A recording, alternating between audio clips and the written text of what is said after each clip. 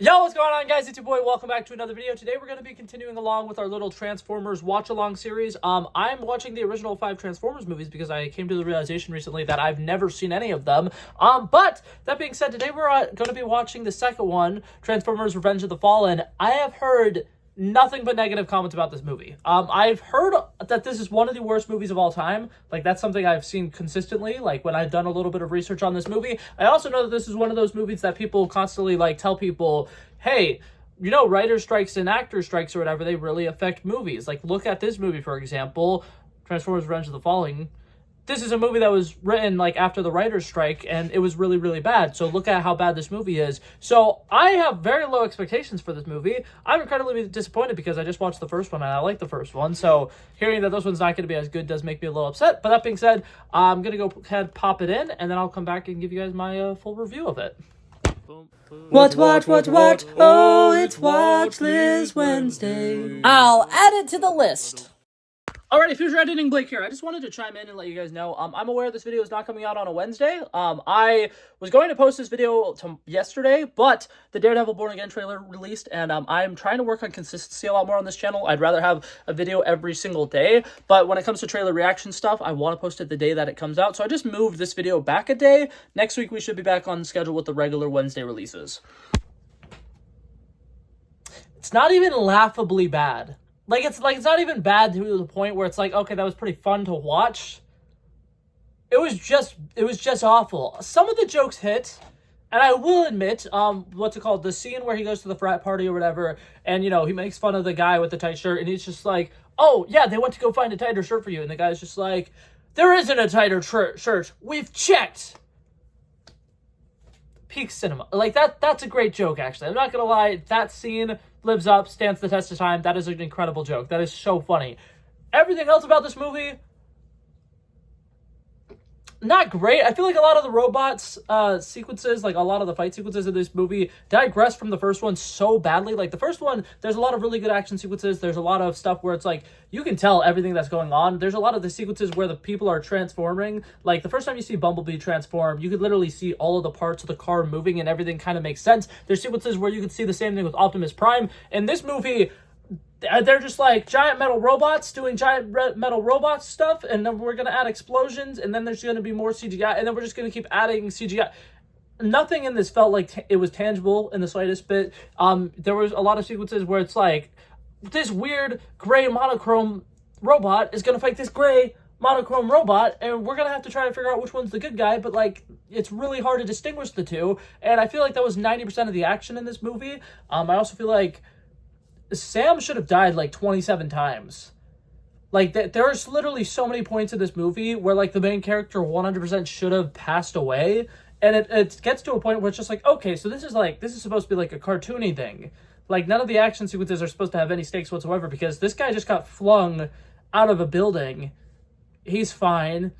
The scene where they get dropped from a helicopter in the car, and then, like, the car's airbags go off, so, like, I guess they're fine. But they just dropped, like, probably over 100 feet from the air in a car, crashed, landed upside down, and they're both A-okay. What happened here? Like, this movie is so laughably bad. The amount of sexual innuendos and sexual jokes in this movie are absolutely terrible. The scene where his mom eats a pot brownie and then reacts like she might have done a line of cocaine. Like, I don't think Michael Bay knows which drugs have which effects on people. And so it's like that sequence that was supposed to be like a haha funny is more like, no, that's not how that works. And it's so painful to me. Like, the majority of this movie was just painful to me. Like I said, the majority of the comedic aspects don't live up. I feel like the first movie, a lot of the bad jokes and a lot of the inappropriate jokes work a little bit better because it's like the first time you're seeing them. A lot of them, I feel like, actually have a better delivery. And in this one, there's just none of that. I feel like the acting, already, the acting was questionable in the first movie.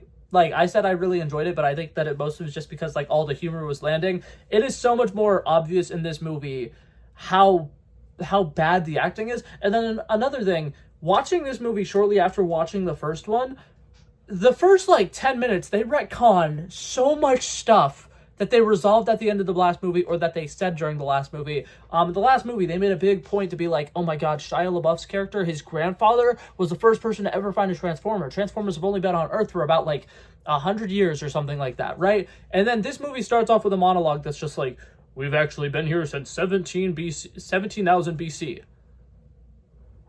No, you haven't. That's no. Like, you literally, what? You, at the end of the last movie, you literally were like, no, that's not what happened. What? Another thing, the Allspark randomly all of a sudden is insanely powerful, and like just a tiny fraction of it creates a bunch of life forms that become evil robots and are trying to like kill people. But like in the last movie, Sam was holding the entire Allspark for like a good chunk of the like third act. Nothing. This movie was just like plot hole after plot hole after plot hole after plot hole. And it was really not great. I will say this. I can't remember the name of it. It's like Destroyer. Or, that's probably not even remotely close. But the Transformer guy that's like a giant vacuum, that sequence was one of the only sequences of this movie that I was like, hell yeah. That action sequence worked incredibly well for me. I enjoyed everything about that. I thought that was fantastic. That's almost it. The Fallen design looks terrible. Like, absolutely miserable. I feel like I've seen what he looks like in like the old cartoons, and he looks cool in that. I don't know what they were going for here, but it did not look great. Did not at all. Megatron once again is in this movie. He's fine. He doesn't do anything like bad, but for the most part, the majority of these guys are just getting their ass handed to them by Optimus Prime the entire time. I don't know. And then another thing that killed me with the whole like them retconning things immediately, Bumblebee got his voice back at the end of the last movie, and then they start off, but they're like, oh, but remember the cool thing about Bumblebee is he uses audio clips from all these different things. Yeah, but he just got his voice back. Why is he still doing that? I don't know. This movie was just a very baffling movie. Did not enjoy it in the slightest bit. I'm concerned for the rest of the series because I have seen a lot of people being like, this is where these movies went downhill, and supposedly they get worse. Do they get worse?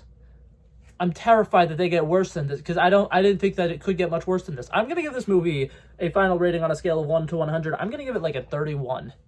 There are some comedic aspects that work for it. One specific character that was kind of entertaining. The guy who like, oh man, I can't remember. He was like in the bodega and then he randomly like joins them on their trip. And then like he like says that he was a part of like some old like top secret agency thing in the military. And then he's just like barking orders at the Navy guys in the final battle. And it's like, he's just some random guy that has a walkie-talkie. Why is the entire Navy listening to this guy? I don't know. But that actor was hilarious, so I enjoyed that. It's like one of the only pluses in this movie. But yeah, that being said, that was it for this video, guys. Thank you guys so much for coming by and checking it out. I love and appreciate you guys so much for watching. And if you liked it, feel free to like and subscribe. And I'll hopefully see you guys in the next one. Peace out. Bow, bow, bow.